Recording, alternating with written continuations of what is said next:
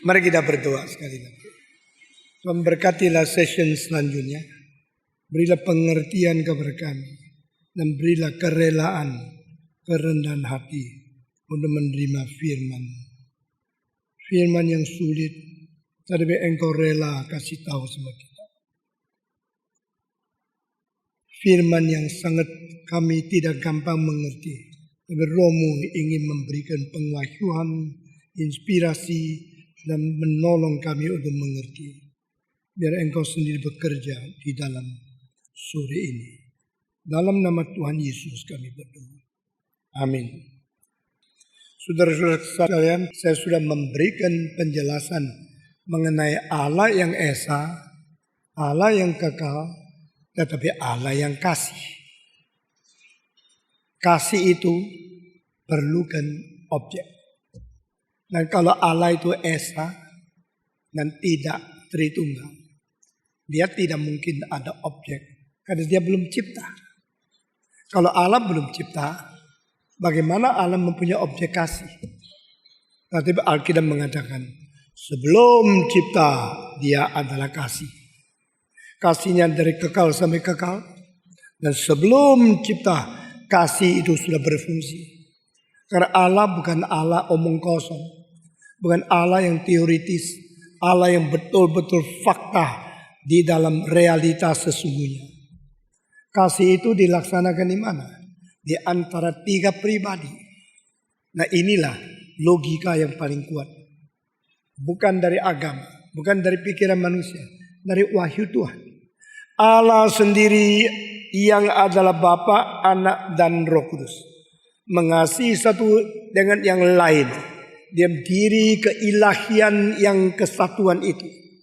Tetapi tiga bagaimana bisa satu? Satu mana bisa tiga? Pikiran kita dan logika setelah dicipta adalah mengerti yang dicipta. Tapi logika yang dicipta mau mengerti logika yang mencipta itu semacam loncatan yang mempunyai kesulitan. Created is created. Creator is creator. That is no way for creator to jump and enter into the realm of understanding creator. Sehingga Allah kalau tidak bisa dimengerti itu lumrah. Allah kalau tidak bisa dipahami oleh logika yang dicipta itu lumrah. Karena logika dicipta oleh Allah. Allah tidak dicipta oleh logika. Semua 1, 2, 3. Allah bukan dicipta oleh logika. Tapi logika dicipta oleh Allah.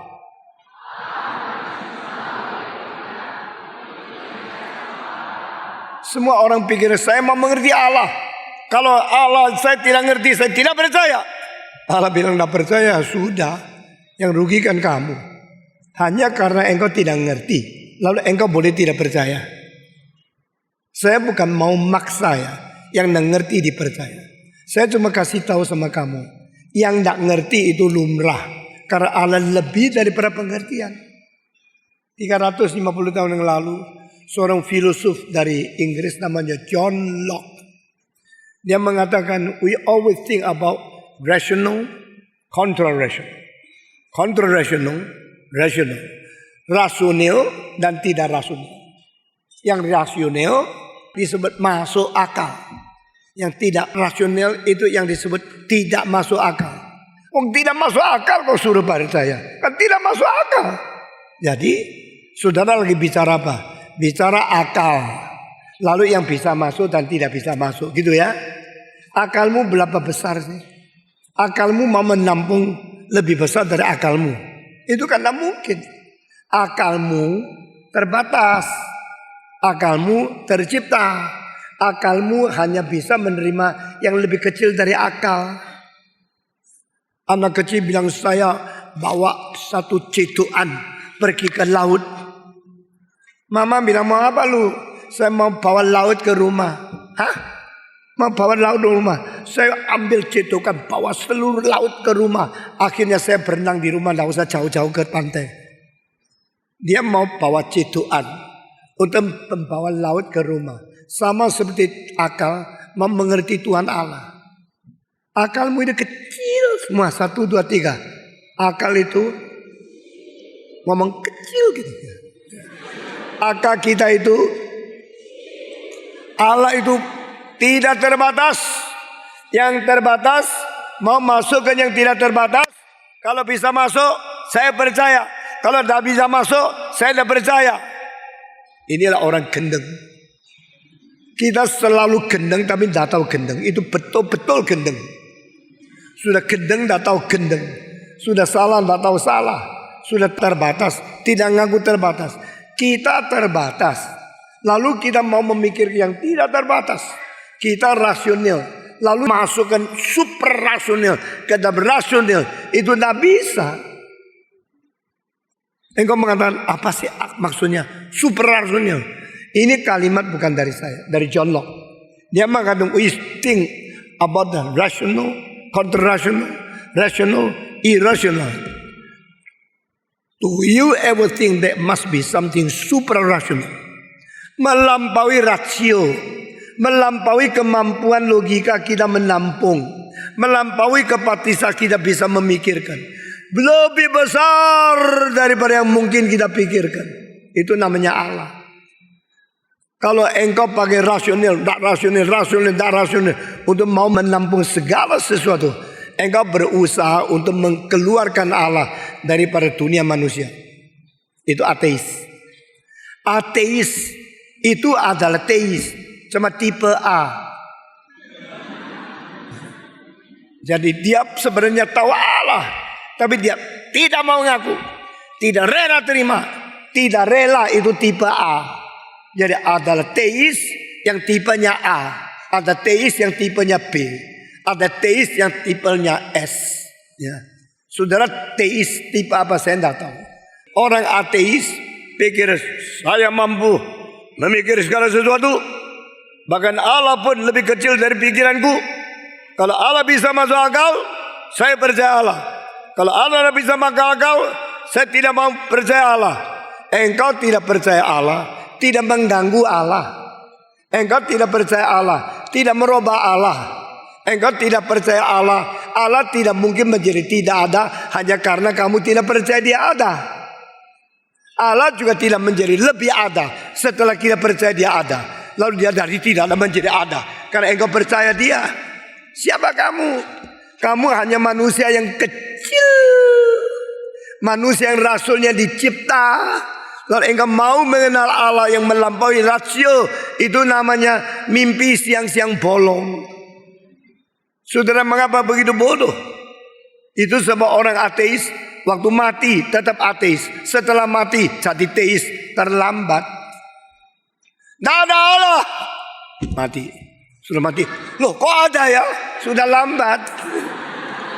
Saudara-saudara, ada seorang namanya Nikita Khrushchev, Perdana Menteri Uni Soviet. Dia satu kali datang ke New York, dan dia pergi ke New York bangga sekali. Dia negara ateis, tidak percaya ada Allah. Waktu turun dari kapal terbang, seorang wartawan Amerika yang nakal, dia tanya, Mr. Khrushchev, welcome to America. We know that you are an atheist. Are you? Engkau ateis ya? Betul gak? Oh yes, I'm an atheist. Orang itu tambah satu kalimat. Who knows? You say in your mouth, I am atheist. But deep in your heart, probably because you are communist party member, you do not believe in God, but you only say, I believe in God in your mouth. Khrushchev marah. Kan dia melihat orang nakal kayak begini. Dia menjawab, I am truly an atheist. Orang itu tambah lagi. No, only your mouth. Probably your heart believe God is there. Dia bilang kan, God knows I'm an atheist. Tuhan tahu saya ateis. Nah, orang teis itu adalah orang teis yang tipe A. Nah, orang yang rasa Allah Tritunggal susah dimengerti. Yang susah itu otakmu terlalu kecil. Kalau otak kita terbatas, mau mengerti Allah Tritunggal, karena kita pakai matematika. Pakai matematika, pikir sampai mati-matian, tetap tidak ngerti Allah Tritunggal. Saya di Manado tahun 66 berkhotbah. Akhirnya tanya jawab. Ada seorang tanya, Pertanyaan itu kasar sekali. Saya sampai hari ini belum bertemu orang lebih kasar. Dia mengatakan di seluruh dunia orang paling bodoh adalah Stephen Tong. Hah? Sudah bodoh jadi juara lagi. Waduh, seneng saya. Orang paling bodoh adalah Stephen Tong. Tahu tidak? 1 tambah 1 tambah 1 itu 3. Kenapa kemarin engkau bilang Tritunggal? Apakah 1 tambah 1 tambah 1 itu 1? Goblok, marahin saya. Saya dimarahin, terpikir ayat Alkitab. Kalau kamu dimarahin demi namaku, bahagialah, pahalamu besar di surga. Ya sudah. Terus saya bilang, Bapak siapa ini ya? Engkau bilang 1 tambah 1 tambah 1 itu 3. Saya tahu. Masa gini ada saya tidak tahu.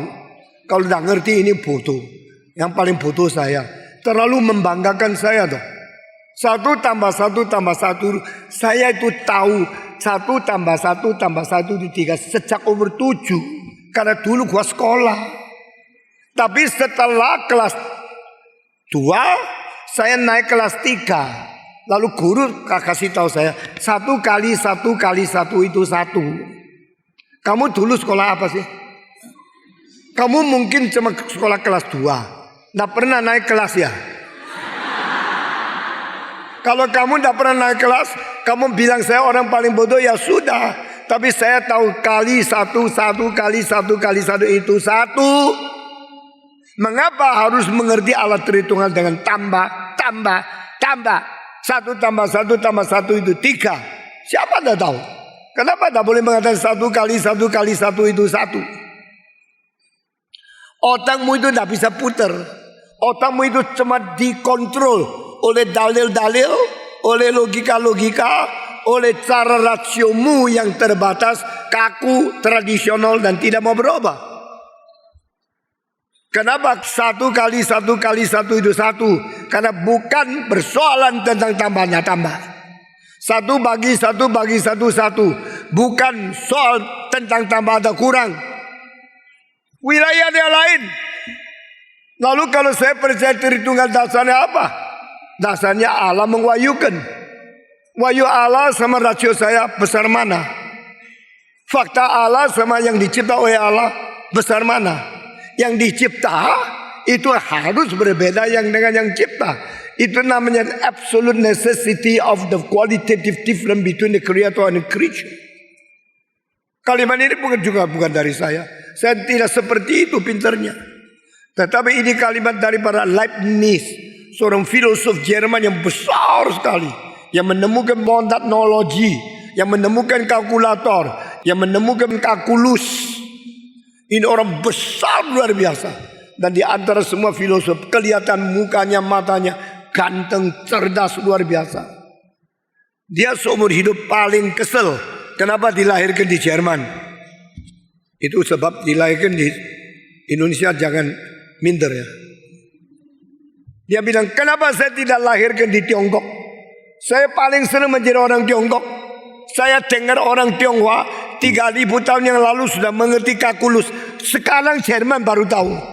Waktu dia mengetahui, orang Tionghoa sudah mengetahui kalkulus 3000 tahun sebelumnya, dia robek apa yang dia tulis, taruh di sampah. Dia ingin ke Cina, dia ingin menjadi missionary. Waktu diuji teologinya lah lulus, matematika yang lulus. Nah jadi ke Tiongkok. Nah dia mengatakan begini, kalau Allah menciptakan sesuatu, sesuatu itu pasti bukan sama dengan Allah. Masa Allah bisa menciptakan sesuatu sama dengan Allah? Kalau Allah bisa menciptakan sesuatu sama-sama dengan dia, berarti Allah bisa menciptakan Allah dong. Ngerti tidak? Ikut dan pikiran saya. If God can create God, sama seperti dia, it means that God can create God. If God can create God, it means also God can be created. If God can be created, God is not the creator. So the creator, God is not God. Wah, pintar sekali ya. Logikanya putarnya cepat. Kalau Allah bisa menciptakan sesuatu yang persis sama dengan dia, bukankah berarti Allah bisa mencipta Allah? Jika Allah bisa mencipta Allah, bukankah berarti Allah bisa dicipta? Kalau Allah bisa dicipta, bukankah dia adalah yang dicipta, bukan pencipta? Itu sebab pencipta harus beda dengan yang dicipta. Baru Allah itu Allah. Yang bukan Allah, bukan Allah. Kalau Allah itu Allah, yang bukan Allah, bukan Allah, berarti Allah itu adalah mempunyai kualitatif beda dengan yang dicipta semua. Maka harus ada secara mutlak perbedaan kualitatif antara Allah dan yang dicipta oleh Allah. There must be the absolute necessity of the qualitative difference between the creator and the creature. Harus ada. Itu sebab yang dicipta jangan sombong. Yang dicipta jangan kira saya mau mengerti Allah. Allah masuk ke otak saya, baru saya mau percaya kepada dia. Allah tidak peduli kepercayaan atau tidak percaya dia. Karena keberadaan Allah bukan akibat kepercayaan kita. Semua. Keberadaan Allah bukan akibat kepercayaan kita. Sebelum engkau percaya, dia ada. Sesudah percaya, dia ada. Setelah engkau merasa engkau tidak percaya, dia tetap ada. Dia sama sekali tidak tergantung reaksimu bagaimana kepada dia. Dia tidak tergantung imanmu bagaimana kepada dia. Dia tidak tergantung bagaimana engkau berespons kepada dia. Karena keberadaan dia keberadaan self-sufficient, self-eternal, self-immortal, self-existing. Dan engkau bisa percaya ada Allah karena Allah ada. Baru mengakibatkan engkau bisa percaya atau bisa tidak percaya. Engkau bisa menerima, bisa percaya atau tidak menerima adalah akibat dia berada. Sehingga engkau boleh menerima, boleh tidak menerima. Tergantung pada you. Tetapi itu tidak akan merubah keberadaan dia. Dengan demikian Allah Tritunggal saya nak ngerti. Nak ngerti ya jangan sombong. Sudah tak ngerti sombong-sombong. Saya tak ngerti. Nak ngerti kok sombong. Saya nak ngerti ya itu lebih bagus kan. Saudara-saudara, kalau nak ngerti rendah hati. Kalau nak ngerti tunggu waktu. Kalau nak ngerti les. Kalau nak ngerti minta Tuhan mengwahyukan lebih daripada itu. I'm waiting you God. Please let me know. Let me understand. Teach me. Reveal me. Enable me to know more about you. Kalau Allah itu melampaui rasio, kenapa engkau memaksa dia harus di dalam rasio? Kalau Allah itu mencipta, kenapa engkau persamakan dia dengan yang dicipta? Ini semua yang tidak masuk akal. Bukan Allah tidak masuk akal. Engkau minta Allah harus masuk akal. Itu namanya tidak masuk akal. Saudara-saudara, Allah sang pencipta jangan dipaksa. Allah melampaui jangan diturunkan. Allah inisiatif jangan dijadikan pasif. Kalau engkau mengatakan, oh God, when can I know you? Kapan saya bisa mengerti engkau secara tuntas, secara sempurna? Paulus berkata, sekarang kita lihat segala sesuatu samar-samar, tidak jelas. Kenapa? Zamannya Paulus belum ada kaca, hanya ada air. Jadi kalau mau lihat muka, ngeluh di sumur. Muka lu di situ. Oh, saya ada alis loh. Jenggot sedikit. Yang lain bilang, loh kok saya tidak ada jenggot? Lalu cewek kemana ada jenggot? Lalu engkau lihat kaca, tidak ada. Lihat air, ada. Engkau lihat kaca, kaca waktu itu bikinan tembaga. Tembaga itu dibikin sampai rata. Lalu caranya 2 tembaga. Kalau 1 tidak bisa. Kertas gosok juga. 2 gini bisa rapi. Tapi tetap tidak bisa. Karena 2 gini sama-sama bengkok. 2 bengkok juga tidak. Mesti 3. Jadi 3 itu angka mutlak. Dengar baik-baik ya. Kalau 3 kaca gosok bersama. Yang di tengah pasti mutlak rata. Mutlak datar. Tidak mungkin bengkok sedikit. Karena 3 menggosok. Yang tengah tidak bisa lari. Angka 3 itu angkanya Allah. Jangan main-main. Allah itu Allah Tritunggal. Jadi angka 3 ada angkanya Tuhan Allah. Saudara tahu, 50 tahun yang lalu kita dengar bukan kaset, bukan VCD, bukan DVD, bukan CD, bukan kartu. Kita dengarnya pakai itu piringan hitam. Siapa yang tahu piringan hitam coba angkat tangan. Nah, ini orang kuno ya. Sudah lebih tua lu. Nah, saudara-saudara, saya dari umur 14 pakai uang setengah mati beli piring hitam. Sampai umur 20 piring hitam saya 600. Musiknya Beethoven, Mendelssohn, Bach, Brahms, hafal. 600 piring hitam saya hafal di sini. Sekarang saya boleh kontak musik karena sudah disiapkan Tuhan dari umur 14. Berapa jam satu hari? 6 jam dengar musik. Hafal semua musik yang penting-penting. Waktu itu piring hitam itu bersuara karena ada jarum. Jarum kena piring, piring putar-putar. Getaran yang berada di jarum jadi musik. Nah, jarum itu bikin dari besi. Besi terus kerik di situ tumpul. Jadi 3 piring hitam ganti satu jarum. Saya dengar musik satu hari berapa jam.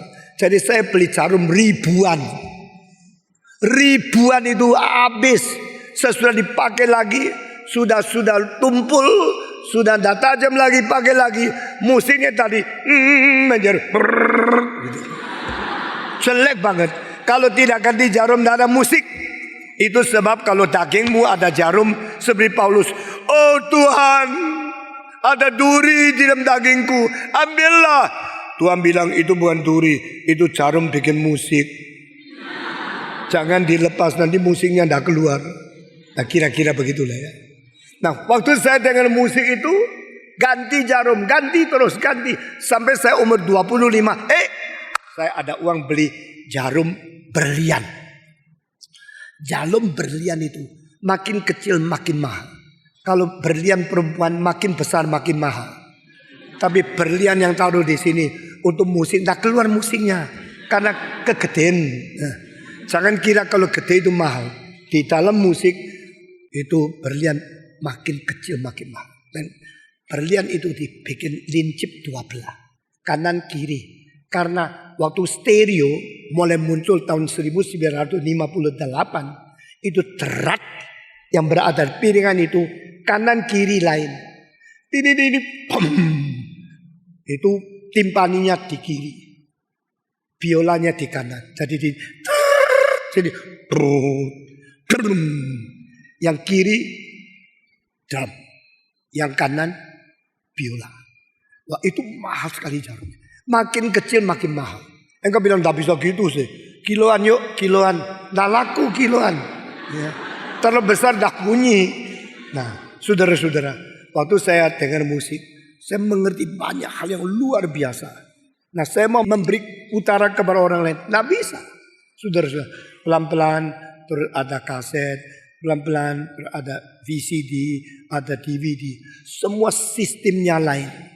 Nah, saudara-saudara, waktu kita zaman itu, kita dengar musik pakai cara itu. Tapi paling baik tetap dengar musik kalau orang nyanyi sendiri. Itu pakai suara asli. Nah, pada waktu Tuhan menciptakan segala sesuatu, lalu Tuhan menciptakan dalil-dalil di dalamnya. Waktu kita mengerti alat Tritunggal, alat Tritunggal melampaui otak. Dan otak kita tidak bisa menampung, tapi Allah itu ada. Keberadaan Allah tidak dipengaruhi oleh respons kita percaya atau tidak percaya kepada Dia. Dan pada waktu saya mengatakan, kenapa harus 1 tambah 1 tambah 1 itu 3? Kenapa tak boleh 1 kali 1 kali 1 itu 1? Itu lompat.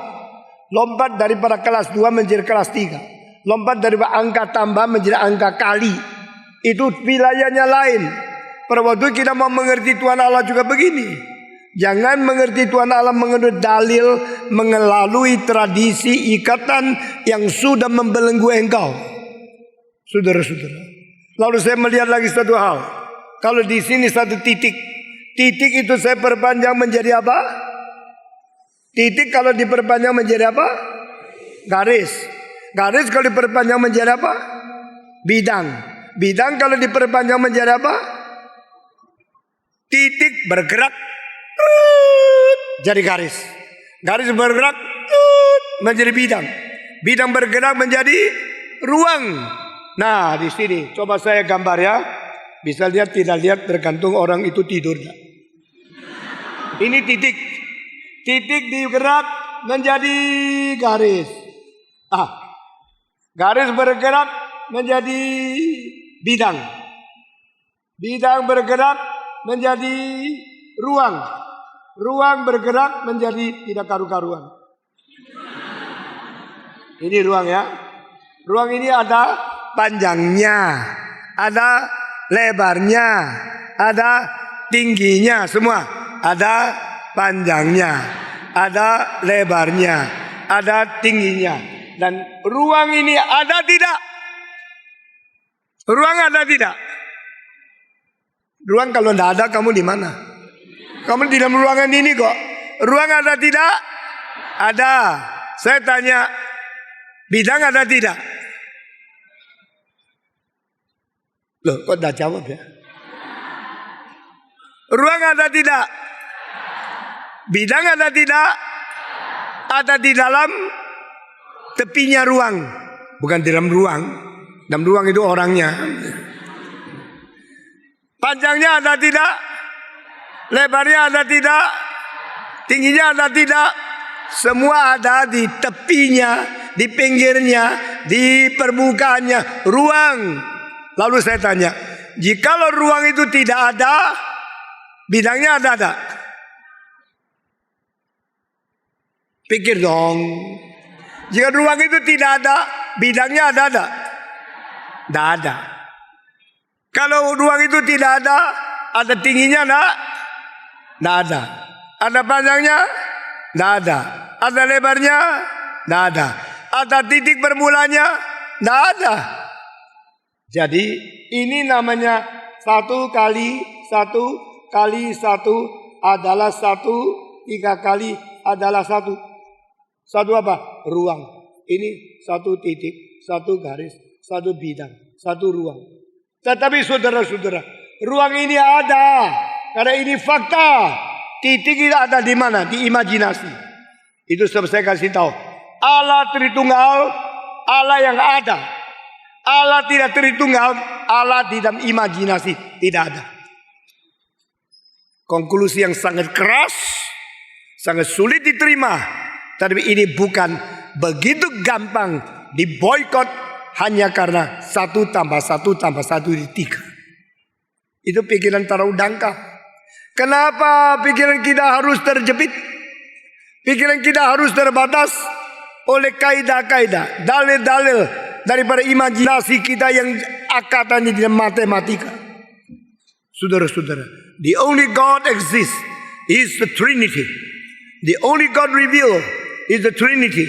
The only God let us can understand Him is the one who reveal us who is He is. Allah yang sejati adalah Allah yang Tritunggal. Bukan di dalam 1 titik. Allah itu Esa. Esa apanya? Di mana dia? Allah itu adalah 1 garis. Allah 1 bidang. Allah 1 titik. Itu semua adalah dasar-dasar di dalam keadaan imajinasi yang tidak pernah ada. Pada waktu ruang itu sudah berada, itu ada. Dan Allah berada dari kekal sampai kekal. Allah bukan hasil produksi logika. Allah bukan hasil produksi pikiran. Allah bukan hasil produksi imajinasi. Allah bukan hasil produksi ilusi. Allah juga bukan hasil halusinasi. Allah adalah berada pada dirinya sendiri. Dan dia dari kekal sampai kekal menyatakan dia sendiri adalah Allah Tritunggal. Yang tidak mengerti tunggu sampai hari itu mengerti. Yang belum bisa mengerti ngaku dirimu kurang bisa mengerti. Yang tidak mengerti rasio ngaku rasiomu dicipta. Tapi Allah yang menciptakan rasio melampaui rasio. Dan Allah itu ada pada diri sendiri. Dan Allah berkata kepada manusia. Baru manusia tahu ada yang berkata kepada saya. Dia berada dan dia berkata. Dan dia itu adalah Allah. Saudara, di sini ada 3 tahap. Allah berada, Allah hidup, Allah berkata. Baru kita menerima sabda Allah. The God who exists, the God who is willing to speak, the God who is living, speaking and reveal what He speaks to men, so we know who He is. Allah Tritunggal, Allah yang Esa. Ini meskipun 3 tapi 1 ruang, satu realita, bukan tiga, tetapi dalamnya mengandung ada titik, ada garis, ada bidang. Ini adalah tiga yang berada di dalam, tetapi tiga itu bukan tidak berada, ada di dalam keadaan konkret. The concrete reality, the only existing God is the God of Trinity. Allah Tritunggal, Allah yang ada, Allah yang berada pada diri, dan Allah yang kekal dan self-sufficient. Selain Allah Tritunggal, semua Allah itu Allah konsep. Allah konsep itu Allah pikiran manusia.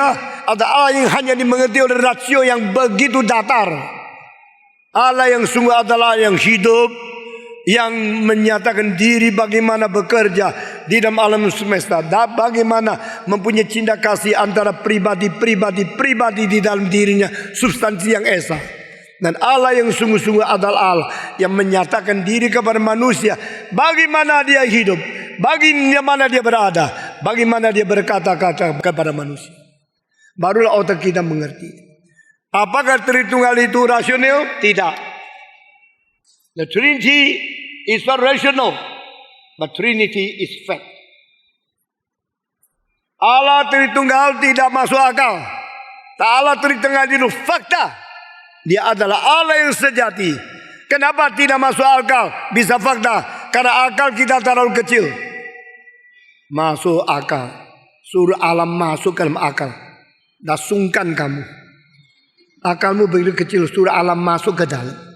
Sama seperti unta masuk ke dalam mobilmu. Mobilmu meledak, masih belum cukup dia masuk. Seperti air laut masuk rumahmu. Engkau tak mungkin. Saudara-saudara, Allah yang faktual adalah Allah yang melampaui kapasitas rasio kita. Maka John Locke mengatakan, not only rational or irrational, but there must be another realm. We'll call it the supranational. Saudara, sekarang engkau mengatakan, saya adalah manusia yang berpikiran, yang berotak, ada rasio. Otakmu berapa besar sih? Paling banyak 1.500 sampai 1.600 cc. Kalau kebanyakan, bengkak. Kebesaran, cair air, mesti keluarin. Kalau tidak, mati. Saudara-saudara, suruh Allah masuk sini, itu dah sungkan kamu. Allah, please come into my brain. What is your brain? How big is your brain? You want me to squeeze myself into your brain? Nah, maka dia bilang, yang masuk akal ini namanya rasional. Yang tidak masuk akal itu namanya irasional. But do you think that's all? No. There must be something supranasional. Maksudnya apa? Melampaui daripada rasio kita. Melampaui kemungkinan kita memikir. Itu baru Allah. Kalau Allah bukan supranasional, dia bukan Allah. Allah rasional, itu Allah filosof. Allah irasional, Allah orang yang sembarang percaya. Allah supranasional yang menciptakan rasio. Siapa saudara? Saudara dicipta oleh Allah. Maka Allah melampaui lebih tinggi daripada kemungkinan yang kau pikir dan mengerti. Itu lumrah. The God who is the supranational more than transcends what you can think, what you can understand, what you can comprehend. That is the very, very rational, supranational God. Jadi Allah yang supranasional itu sebenarnya kita bisa mengerti secara dasarnya, tapi mengerti detail tetap dia adalah suprarasional. Saudara-saudara, di sini kita mengerti Allah Trinity. Tetapi kalau supranasional, bagaimana bisa mengerti? Pokoknya terima dulu. Saudara-saudara, saya mau tanya, saudara tahu siapa papa lu? Tahu? Kau tahu? Lu pikir ya, pikir ini papaku. Mulutnya sama. Yang sama kamu mungkin musuhmu loh. Papamu malah tak sama loh. Engkau pikir ini papaku, karena aku ngomong-ngomong mirip, cocok untuk papaku. Cocok tak tentu loh. Yang cocok ngomong sama kamu 3 orang. Yang pamamu cuma 1 orang. Tidak bisa kira saya pikir ini cocok. Saya pikir itu dah cocok. Saya pikir itu namanya sendiri mikir dewe, ya, cocok-cocokin dewe. Papamu adalah papamu, engkau bagaimana tahu? Karena dia bilang, aku papamu.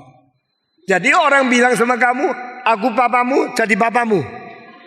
Kalau begini saya bilang sama kamu, aku papamu. Kamu mau jadi anakku? Mau?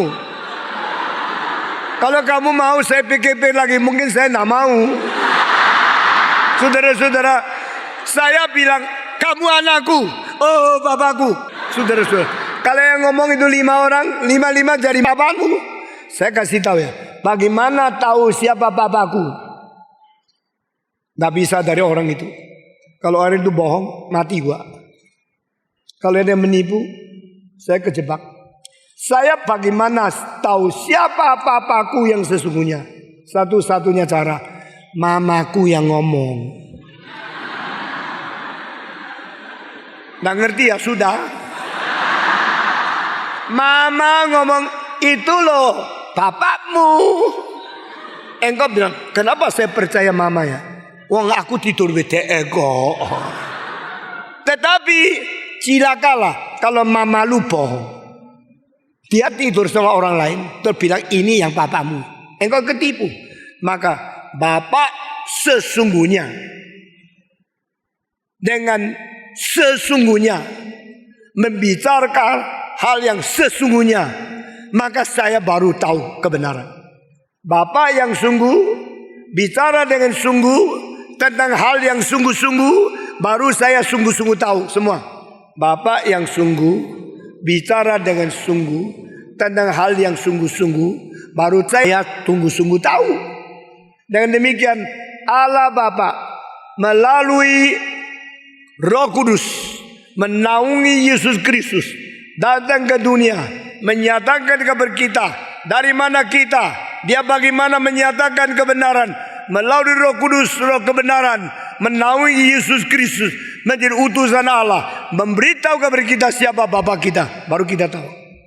Allah Tritunggal bukan saja Allah mencipta, Allah Tritunggal adalah Allah yang mewahyukan.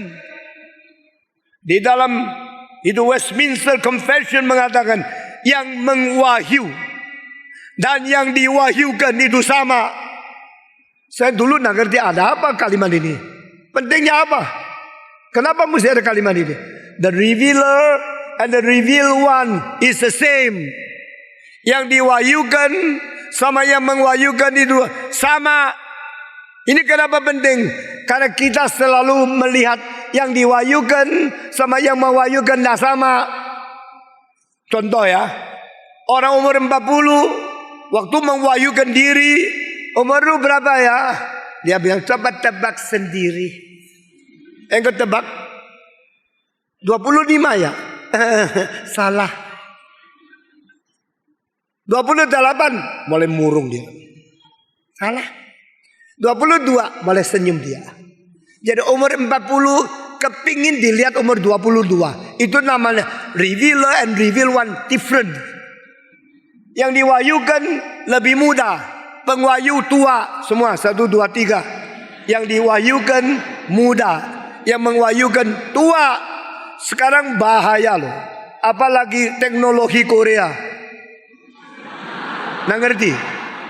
Orang Korea hidung minta berapa senti diakali, pipinya mau kempes sedikit diakali, giginya keluar dioperasi masuk. Ini kurang tinggi dibikin, akhirnya kelihatan cantik sekali. Sesudah itu nikah sama dia dapat anak jelek sekali. Wah, saya nikah sama kamu begitu cantik, kok anaknya jadi gini? Ya tidak tahu nasibmu itu. Lalu nikah sama gua setia sama kamu, anaknya jadi gini. Tidak bisa. Orang kamu punya ini gini, anaknya kok gini ya. Ini hidungnya kok kayak singa ya. Saya menikah sama manusia kok dapat anak singa. Ayo coba lihat, telusuri. Telusuri gimana? Yang engkau pernah operasi di mana? Di Korea. Oke, kita cari dokternya. Dokter kasih data, baru tahu memang muka singa. Setelah operasi jadi manusia. Ini namanya evolusi. Saudara-saudara, Lalu kau mengatakan cilaka, saya dapat nyonya lain sama aslinya. Aslinya itu the revealer. Nyonya yang saya dapat reveal one. The reveal one is fake. The reveal one is artificial. The reveal one after gone through the surgery. Setelah engkau dioperasi jati gini, nah saya kira mendapatkan nyonya cantik, padahal mendapat nyonya antik. Cilaka ini bagaimana? Saudara-saudara, maka reform teologi begitu penting ya. Reform teologi sudah memasang sesuatu kuda-kuda untuk menghancurkan semua pemalsuan. The revealed one and the revealer must be the same. Saudara percaya semua agama diwahyukan Tuhan? Kenapa Allah memberikan wahyu yang lain kepada agama ini dan kepada agama lain? You kira semua agama sama? Saya kasih tahu, semua orang masak ayam lain, apalagi agama. Ayam kampung, ayam sama-sama papa mamanya, dimasak sama si A sama si B lain. Kau kira agama semua sama? Allah yang mewahyukan mungkin tidak mengatakan A kepada you, B kepada dia supaya kamu bertarung. Itu Allah jahat. The revealed one and the revealer must be the same one. He must be with integrity, honesty, reveal the truth. Truly sincere to truly reveal the true truth. And the true God is the one who reveal the truth to man. Allah yang sejati sungguh-sungguh mewahyukan segala kebenaran kepada manusia yang dia mau memberitahu kepada dia. Sehingga wahyu Allah tidak boleh ada cacat. Wahyu Allah itu tidak boleh ada sembarangan. Saudara kalau mungkin membaca aslinya semua yang dibaca, semua yang diselidiki daripada kitab suci, jangan baca bahasa yang belum diterjemahkan. Makin nak ngerti makin percaya. Ngerti kalimat ini? Makin nak ngerti makin dipercaya. Kalau nak ngerti ya kamu sembarangan percaya. Tetapi orang Kristen yang sejati, faith seeking understanding, saya beriman, saya mau mengerti, meskipun saya tidak cukup, saya tidak sanggup, saya tidak layak, saya tidak qualified, saya tidak bersyarat mengerti karena you super rasional. Tetapi paling sedikit yang super rasional bisa diterima oleh rasional dengan sungguh-sungguh takluk kepada engkau karena otak lebih kecil daripada roh. Saya mentaklukkan otakku kepada Roh Kudus. The return of the prodigal reasoning, that is called faith. The return of the prodigal emotion, that is called faith. The return of the prodigal valuation, that is called faith. The return of prodigal morality, that is called faith. Iman berarti kembali rasio kepada kebenaran. Iman berarti kembali emosi yang liar kembali kepada kebenaran. Iman berarti kembali kemauan yang sudah liar kembali kepada kebenaran. Iman berarti kembali moral yang sudah rusak kepada kebenaran. Itu namanya iman melalui pertobatan. The return is the conversion. The return is the repentance. Return to the original, that is the new direction. And the new direction is called faith. Iman adalah direksi, adalah arah yang benar daripada otak yang sudah liar, takluk kepada kebenaran yang benar. Emosi yang sudah karu-karuan, takluk kepada cinta yang suci. Kemauan yang semau dewe, sekarang nurut kepada pimpinan Tuhan yang benar. Perjalanan moral yang sudah kacau balau rusak, sekarang kembali kepada Tuhan dengan jujur. Itu namanya iman. Iman tidak membunuh rasio. Iman tidak membunuh pikiran. Iman tidak membunuh apa yang diciptakan oleh Tuhan.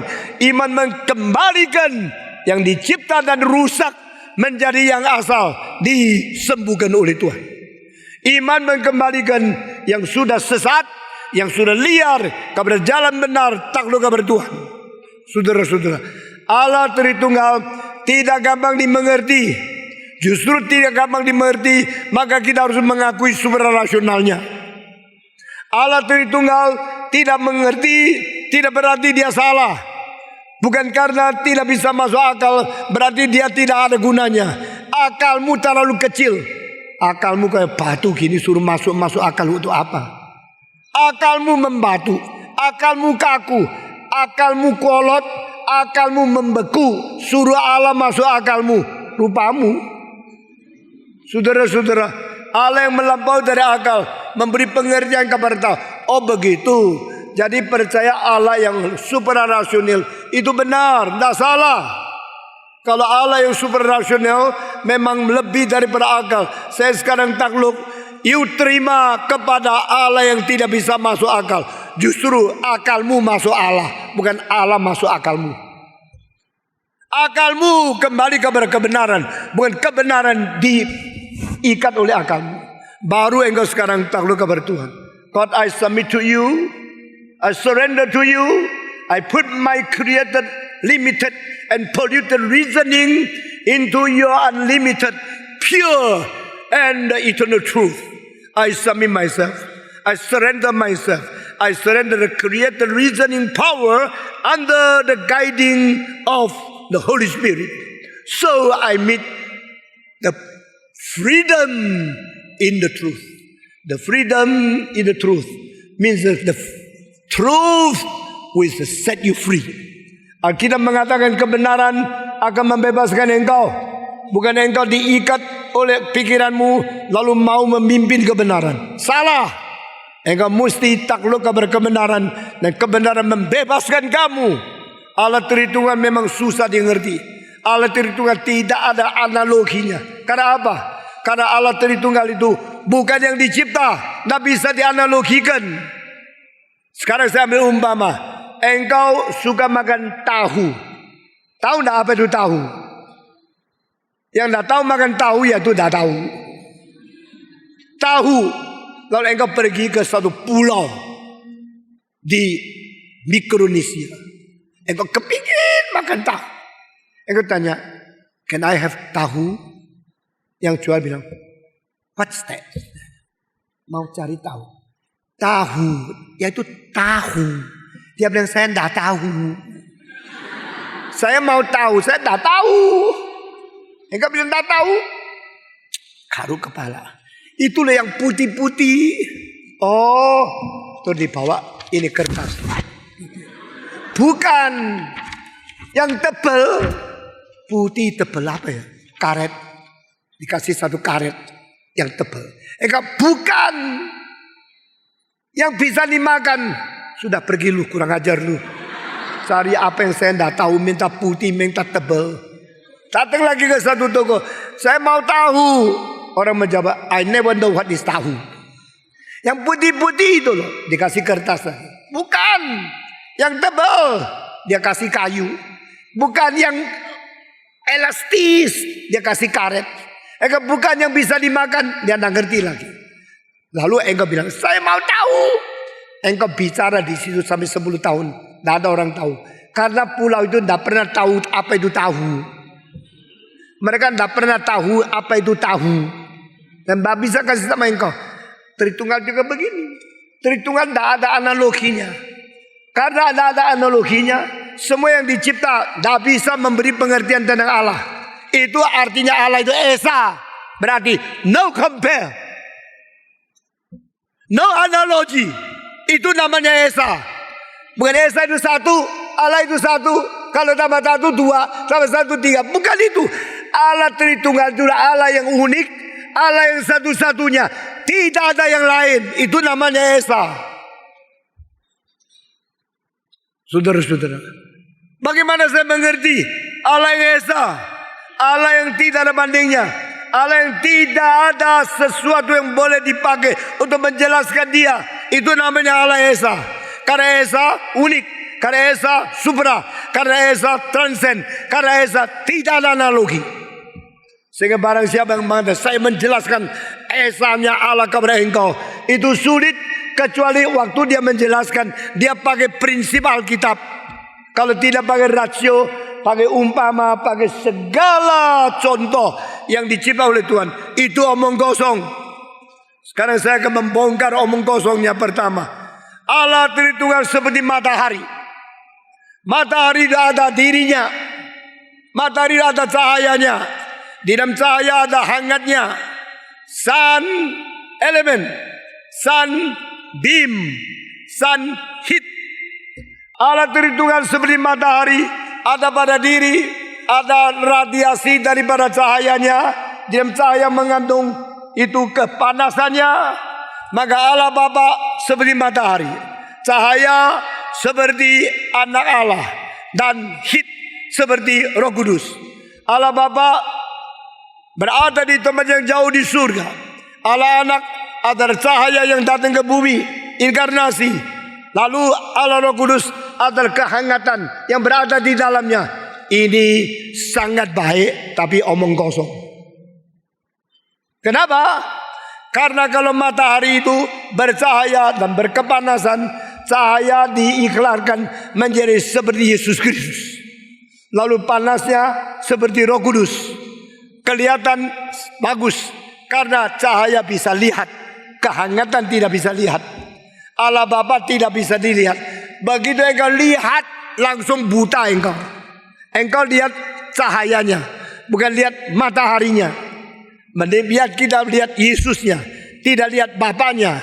Dan kita rasakan pekerjaan Roh Kudus menghangatkan kita, memberikan kekuatan, mengwahyukan dan memberikan kekuatan kepada kita. Itu adalah hit. Sun element, the Father. Sun beam, the Son. Sun hit, the Holy Ghost. Seperti betul. Ini salah. Karena apa? Karena cahaya matahari itu bukan matahari. Kepanasan matahari bukan matahari. Engkau bilang, kalau cahaya matahari bukan matahari. Lalu apa itu? Cahaya matahari bukan matahari. Lalu cahaya matahari apa? Cahaya matahari yaitu cahayanya matahari. Semua cahaya matahari bukan. Ayo ikut 1, 2, 3. Cahaya matahari adalah cahayanya matahari. Tidak sama, bukan matahari. Lalu panasnya matahari bukan matahari. Panasnya matahari ada panasnya yang terkandung di dalam cahaya matahari, bukan matahari. Jadi istilah Allah adalah Tritunggal. Seperti matahari ada sinarnya, ada hangatnya. Inilah Allah Tritunggal. Itu namanya omong kosong. Itu namanya tidak menyampai, lalu bikin yang super rasional, sementara pura-pura menjadi rasional untuk menipu kamu. Guru sekolah minggu yang pakai cara ini untuk menipu anak-anak, dosamu sudah besar, cepat bertobat. Lalu bagaimana mengerti Allah Tritunggal? Nanti kita coba pakai prinsip Alkitab. Kedua, S keras, S cair, S uap. Yang keras kok bisa menjadi uap? Yang uap tidak bisa dipegang. Tapi yang keras itu bisa pegang. Bukan sudah pegang sebentar engkau lepas karena kedinginan. Karena es kok, terlalu dingin toh. Es itu real. Lalu es itu setiap kubik cc ditambah dengan 80 kalori, dia menjadi air. 1 cm kubik es ditambah, dikasih terus kehangatan kalori 80, dia menjadi air cair. Esnya tidak ada lagi, menjadi air. Lalu air dipanasin, kalori tambah terus sampai pada 100 derajat. Dari 100 derajat air yang sebelum umum sudah 100 derajat, tambah lagi 1 cc air ditambah 540 kalori, dia menjadi uap, menjadi angin yang panas sekali, lalu menguap, menaik, lalu tidak tahu kemana, susah kembali lagi. Engkau menjadikan uap 100 cc menjadi 100 cc air Celsius. Engkau mesti tarik keluar 540 kalori. Dari air yang 0 derajat menjadi 0 derajat, itu es. Engkau mesti tarik lagi 1 cc 80 kalori. Tetapi herannya sampai pada 4 derajat Celsius, setelah mendingin sampai 4 derajat, mulai memuai. Mengapa memuai? Tidak ada orang tahu. Ini fisika, ini dalil, ini adalah yang ditetapkan oleh pencipta. Karena kalau air tidak memuai, dia menjadi es pasti tenggelam. Kalau air sudah musim dingin menjadi es semua tenggelam, ikan mati semua. Tuhan mengasihi dunia sehingga mengkaruniakan anak yang tunggal kepada mereka. Ini keselamatan. Tuhan mengasihi dunia sehingga membuat es bengkak. Itu kenikmatan. Karena kalau es itu sudah menjadi es, dia bengkak, dia terapung, ikan masih hidup. Supaya musim dingin masih bisa makan kepiting. Mereka masih bisa makan ikan. Demikian cara Tuhan bekerja. Ini semua super rasional. Saya mau mengerti, masuk akal. Akalmu kaku, akalmu terkurung oleh kaidah-kaidah fisika yang diciptakan oleh Tuhan. Padahal Tuhan pada saat tertentu dengan supernatural power, He intervene the natural law. Waktu Allah pakai kuasa supernatural untuk mencampuri dan melampaui, melanggar kaidah fisika, membuktikan dia Allah yang hidup. Dan itu kadang-kadang disebut mujizat. Pada waktu Tuhan melawan, melampaui apa yang sudah dia tetapkan menjadi yang tidak mungkin menjadi mungkin, itu mujizat. Mujizat dua macam. Mujizat rohani, supranatural, seperti membangkitkan orang. Mujizat yang natural seperti segala dalil yang ditetapkan oleh Tuhan. Saudara-saudara, satu kali ada orang tidak percaya Tuhan. Saya khotbah sama mereka. Lalu saya bilang, engkau pernah melihat ada mesin yang paling mutakhir? Mesin itu ya dikasih air, dikasih ludah, dikencing anak-anak. Terus sudah air kencing, air ludah, air keringat masuk. Keluar dari mesin itu jadi apel. Pernah lihat tak? Pernah lihat mesin yang begitu hebat tak? Mau tak mesin itu? Kalau kamu ada mesin itu waktu enak ya, kasih kencing jadi apel, mau nggak? Waduh, kasih kencing jadi apel, kasih ludah jadi apel, ya, kasih keringat jadi apel. Nggak pernah lihat? Yang pernah lihat coba angkat tangan. Saya selalu lihat. Mau? Saya bocor rahasia, mau? Pohon apel, betul tak? Pohon apel dikencingi jadi apel kan? Nah, pohon apel dikeringetin jadi apel kan? Itu namanya intervensi Allah dan kuasa supernatural untuk sesuatu yang dia cipta dengan dalil apel. Dia menang. Dia menjadikan apel. Jadi yang disebut mujizat itu sebenarnya ada dua macam.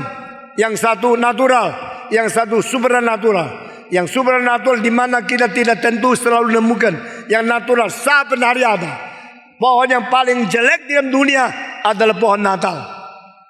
Ini paling jelek ini. Kilap-kilap, ketip-ketip, tidak ada akarnya, buahnya tidak bisa dimakan. Ini penipuan besar ini. Saudara-saudara, Tuhan menciptakan segala sesuatu ada bijaksana luar biasa. Dan Allah yang mencipta, dia sendiri lebih luar biasa. Jadi engkau bilang es, jadi air, air jadi uap. Ini Tritunggal karena sama-sama H2O, H2O, H2O. Saya bilang nonsense. Karena air adalah uap, uap adalah es. Allah Bapa bukan Allah Anak, Allah Anak bukan Allah Roh Kudus. Jadi ini analogi kedua, salah. Engkau bilang ini salah, itu salah. Jadi patung maunya apa? Maunya kamu jangan salah. Jangan jelaskan pada anak. Allah Tritunggal ya anak-anak adalah matahari, ada cahaya. Jangan lagi menipu anak-anak. Matahari, cahaya dan hangat itu Allah Tritunggal. Salah. Es, air, uap, salah. Engkau bilang gimana ya? Jelaskan Allah Tritunggal kepada anak begitu sulit. Oke, gini aja. Saya ini papa. Di rumah dipanggil papa, papa, papa. Lalu waktu saya bawa taksi jadi supir, orang tidak panggil papa, papa, panggil supir. Saya mau pergi ke Kemayoran, silakan masuk, bayar berapa? Nanti hitung. Waktu saya di rumah, saya papa. Waktu saya setir mobil, saya apa? Supir. Sampai di kantor saya manajer. Saya adalah manajer. Bapak ini urusan gini. Begini. Waktu saya di kantor, saya kedudukan manajer. Waktu saya pulang bawa mobil, saya driver. Sampai di rumah, saya suami, saya ayah. Ini namanya Tritunggal. Omong kosong. Karena driver itu adalah manajer itu. Dan papa itu adalah driver itu. Ini 3 profesi, 1 pribadi. Ini bukan alat Tritunggal. Itu sebab ada orang yang akhirnya menjadi Kristen, lalu tulis buku menjelaskan alat Tritunggal. Banyak orang bilang inilah baru gua ngerti. Aduh, dulu jadi Kristen puluhan tahun goblok. Nggak ngerti apa-apa. Sekarang orang yang jadi Kristen menjelaskan. Saya baru ngerti, gampang tahu alat Tritunggal. Papa menjadi tukang taksi. Tukang taksi menjadi pegawai. Itu nama alat Tritunggal. Salah. Jadi kalau begini bagaimana mengerti Tritunggal? Saudara, saya mencari cara yang lain. Saya berusaha cari untuk mengerti. Tapi memang tidak ngerti. Karena ini super rasional. Lalu saya memberitahu kepada dia. Kira-kira begitu loh. Itu kalau bilang matahari, sinar, cahaya, elemen, panas. Itu tidak cocok. Sekarang saya tanya. Orang Kristen itu baca kitab apa? Jawab. Kitab suci ya. Ini saya ada 1 jilid kitab suci.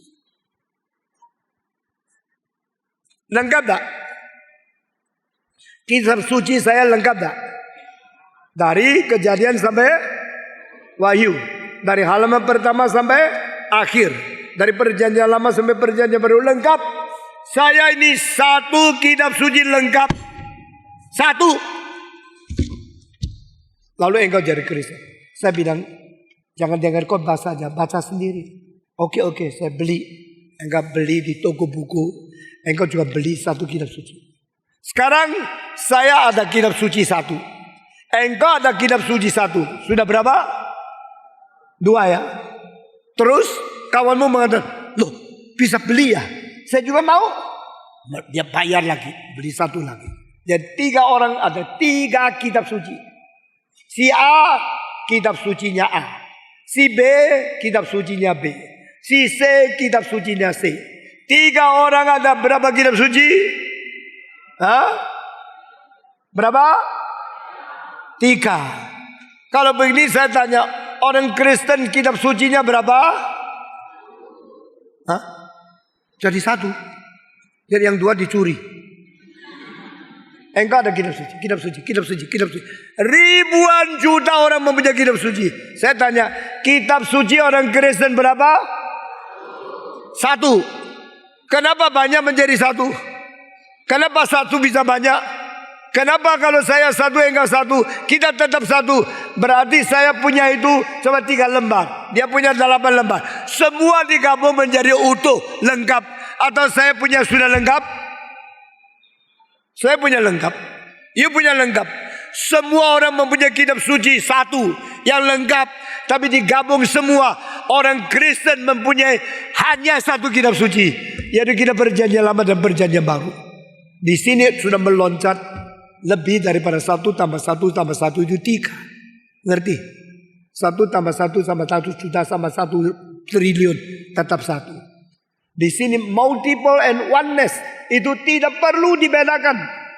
Maka Allah Bapa, Allah yang utuh, Allah Anak, Allah yang utuh, Allah Roh Kudus, Allah yang utuh. Bukan 3 Allah tetapi 1 Allah. Seperti saya punya kitab suci yang utuh, engkau mempunyai kitab suci yang utuh, dia mempunyai kitab suci yang utuh. Kita tidak mempunyai 3 kitab suci. Kita sama-sama mempunyai 1 kitab suci. Tapi kitab sucimu kitab suci, kitab suciku kitab suci. 3 itu adalah 1. 1 adalah 3. Ini contoh lebih baik dari matahari. Ini contoh lebih baik daripada es, uap, dan air. Ini contoh lebih baik daripada papa, driver, dan manajer. Ini contoh paling dekat, tetapi tetap bukan. Kenapa? Karena sampai 3 harus stop. Tidak bisa ada 4, 5, 6. Kalau engkau bilang dia ada kitab suci, saya ada kitab suci, dia ada kitab suci, mengapa banyak menjadi 1? Karena tidak terbatas 3. Tetapi Allah mengapa terbatas 3? Karena waktu Allah mewahyukan diri, dia mengatakan Bapa, Anak, Roh Kudus semua. No more. Tidak bisa tambah lagi siapa? Tidak bisa tambah lagi Petrus, Paulus. Allah yaitu Allah. Allah Bapa, Allah Anak, Allah Roh Kudus. Tidak ada tambahan lagi. Itu sebab bagaimana tahu berhentinya 3. Saudara-saudara, di dalam bahasa Ibrani itu ada kata tunggal, singular.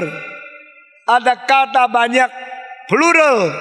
Sama seperti Inggris, one boy, 2, 3, 4 boys. Saudara-saudara, one boy, 2 boys. Kalau Indonesia 1 anak. Engkau, saya punya 2 anak. Tidak ada, jangan. Tidak ada, saya punya 3 anak. Tidak perlu. Orang Indonesia 1 ya 1, 3 ya 3. Tapi semuanya anak. 3 anak ya 3 anak. Tidak usah. Inggris, woman, women. Man, man. Ganti E.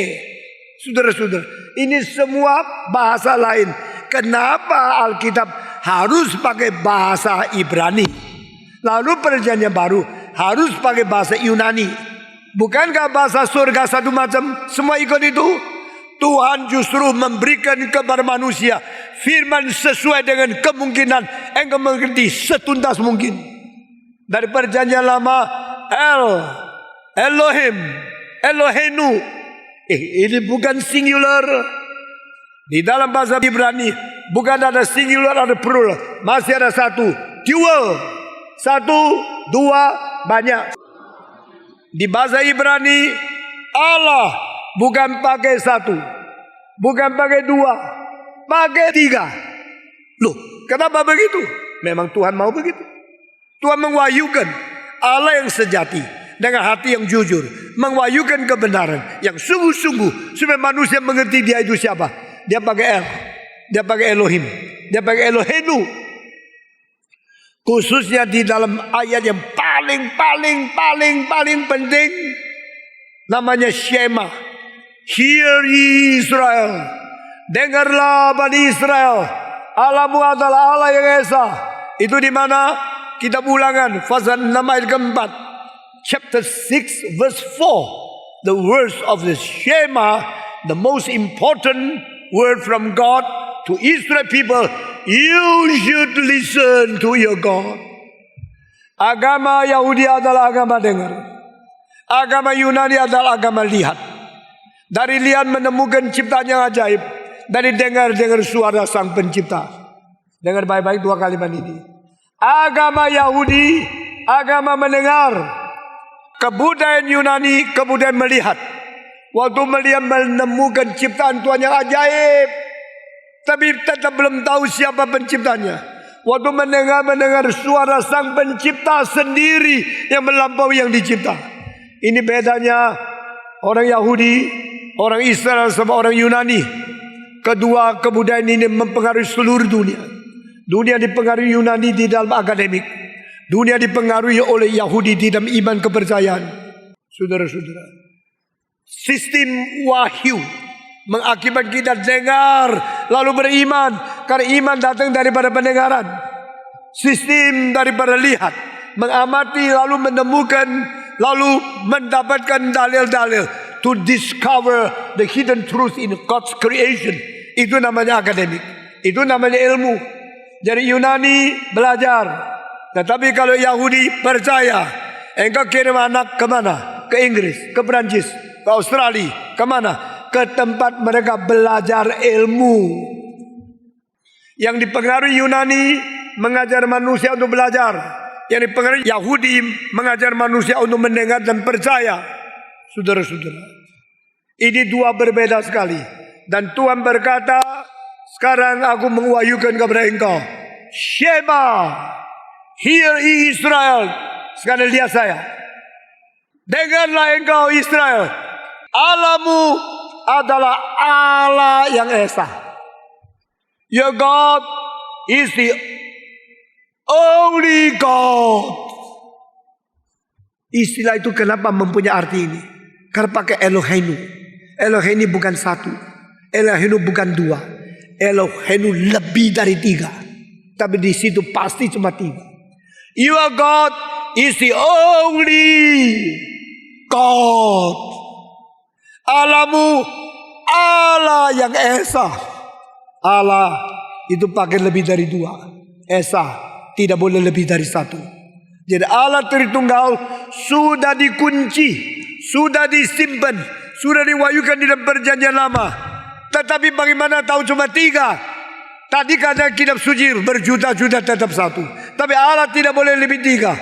Karena pada waktu Yesaya masuk ke dalam bait Allah, dan melihat Allah bersemayam di atas tatanya, dan mulianya mengcover seluruh alam semesta. Dan pada waktu dia berlutut melihat keajaiban Tuhan, dia mendengarkan serafin yang berteriak, suci, suci, suci. Berapa kali? Kenapa 3 kali? Allah Bapa yang suci, Allah Anak yang suci, Allah Roh Kudus yang suci. Sampai kepada Matius 28, Tuhan berkata, baptiskan mereka dengan nama, the name of the Father, the Son, and the Holy Spirit. Sehingga kita mengetahui Allah yang Esa adalah Allah yang 3 pribadi. Allah yang Esa adalah Allah Tritunggal. Allah Tritunggal. Karena hanya dia Tritunggal, maka hanya dia Esa. Esa bukan arti satu tidak boleh ada pribadi kedua. Esa berarti Tritunggal ini Allah yang tidak ada bandingnya, tidak ada analoginya, tidak ada pengertiannya. Inilah Allah yang mengawahyukan diri. Karena dia wahyu, dan wahyunya jujur. Wahyunya tidak mungkin tidak benar. Sehingga kita terima wahyu sebagai fakta, bukan karena logika. Dengan demikian kita percaya Allah Tritunggal. Sampai di sini mari kita berdoa. Bapa di dalam surga, berilah ketaatan kepada kami, berilah pelunakan kepada kami, sehingga kami menjadi orang-orang yang rendah hati di hadapan-Mu. Karena Engkaulah telah mewahyukan diri-Mu, Allah yang sejati, Allah yang Tritunggal. Tambah lagi iman kami, sehingga kami tidak tersesat di dalam semua pikiran manusia yang diciptakan oleh Tuhan, yang terbatas dan terpolusi. Gugah kami dan kebenaran yang sejati. Dalam nama Tuhan Yesus kami berdoa. Amin.